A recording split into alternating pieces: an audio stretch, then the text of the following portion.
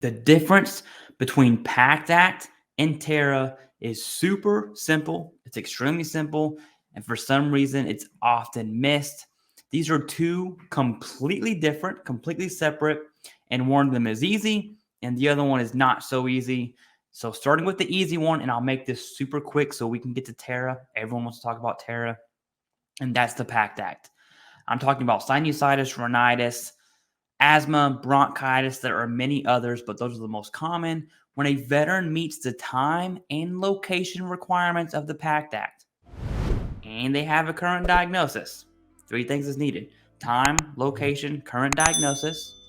The VA says, hey, no Nexus is needed. The Nexus is presumptive, and that's the beauty of the PACT Act. Boom, PACT Act out of the way. Let's talk about TERA. That's what you're here for, probably. Now, TERA is a whole other ball game, in my opinion. It's extremely difficult.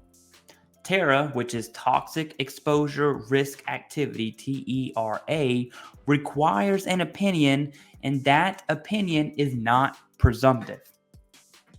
That's why it's not the PACT Act. TERA requires a medical opinion.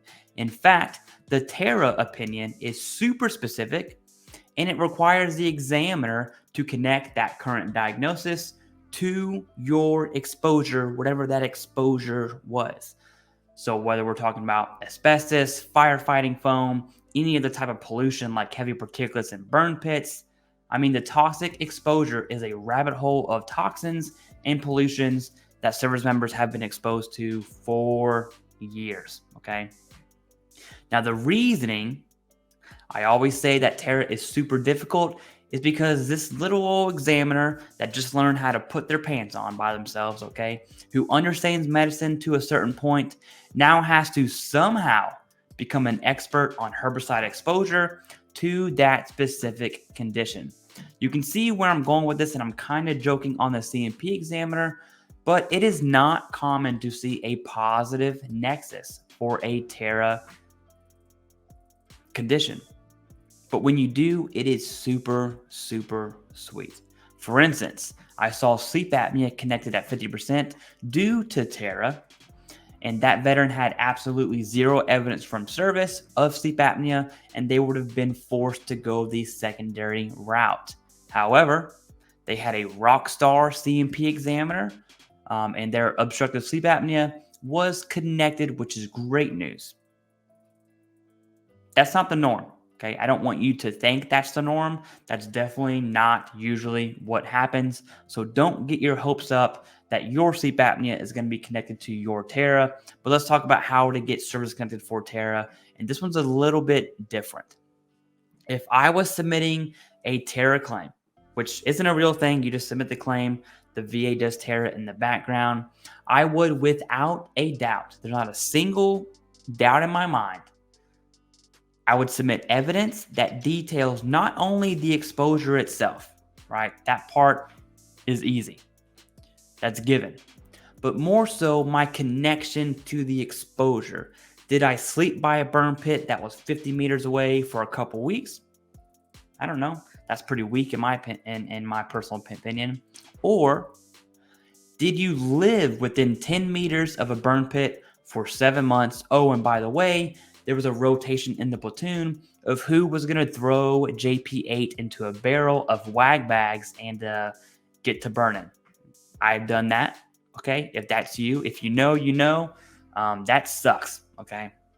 And that is direct contact exposure, and that sucks. That would be an understatement.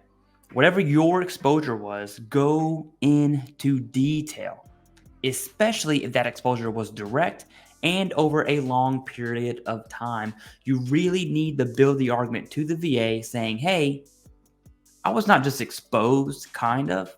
I was in it, okay? I was there and I was in it. That would, at a minimum, set you up, if you're denied, I would honestly prepare for denial, to submit a higher level review or take it to another appeal.